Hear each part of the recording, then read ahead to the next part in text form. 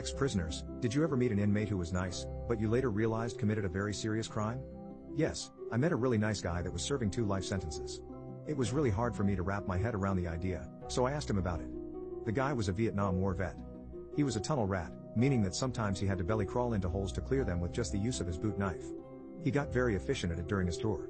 Meanwhile, his tour was almost up and he was looking forward to coming home. However, he kept hearing stories about his sister being in an abusive relationship.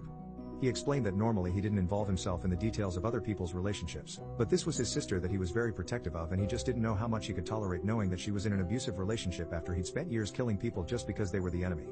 So he sent her a letter to break off that relationship, in hopes he would never meet the guy that was abusing his sister. Eventually, he did return to the United States. He caught a cab from the airport to drive him home. But as they entered the neighborhood, the police had everything sealed off because of some crime scene investigation.